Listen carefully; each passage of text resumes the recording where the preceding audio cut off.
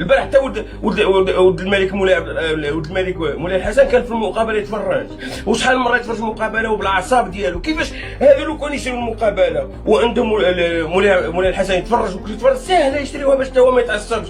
البارح طلع له السكر مسكين، حتى هو شجع بحالك بحال. يا بغيت تفهموا، شوف كذبتوا على الشاب اكبر كذبه القرن، وبغيتوا تحصلوا الفساد والبيع والشراء في المغرب. ساعه نقلب عليكم كلشي، يا حنا اللي نبيعوا ونشريو، مغاربه خاطئين وبيعوا ويشريو. وحسين الجنادي يعرف الحكام احسن تعريفه، هو اللي يشري الحكام. يلا من الاخر، وتفضحتوا وتحطيتوا في موقف محرج امام العالم. ما تجيوش تكذبوا على الشعب.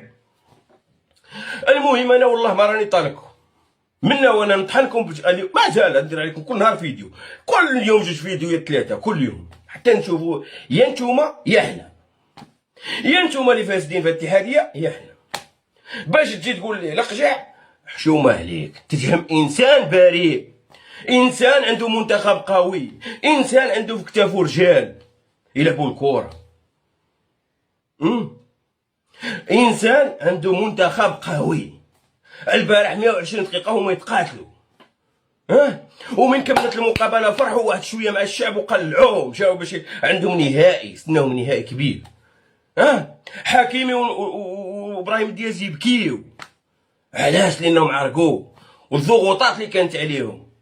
لو كانوا غادي يشريو لهم لي ماتش، علاش بنادم يبكي والضغوطات والركراكي؟ تا الركراكي يكون اليز، يا كانوا الناس تقاتلوا. ولكن نتوما تشريو المقابلات وتبيعوا في المقابلات. ها هي بانت، وها الفضيحه ديالكم بانت، وربي يخلص فيكم في ظرف 3 ايام. شحال ما قدك تكذب الشعب، يجي نهارك وتنفضح. يا حافظ الدراجي تفضحت، يا صحافه الزيكو تفضحتوا. يا ربي غادي يخلص فيكم واحد بواحد.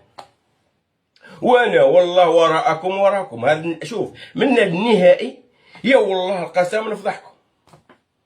اني جبت لكم شويه من حافظ الدراجي ومعجوزي وقناه الاخر، العشيه نجيب لكم شويه، وكل نهار نجيب لكم شويه.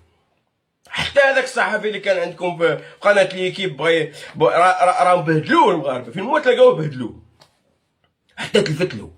العالم كامل يشهد للمغرب البارح بالانتصار، والعالم كامل يشاف المقابله.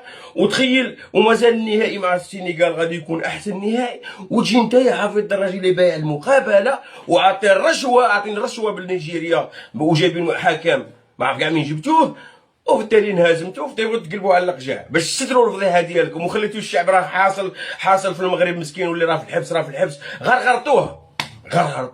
ربي يخلص فيكم. يلا حسبي الله ونعم الوكيل فيكم. السلام عليكم ورحمه الله وبركاته.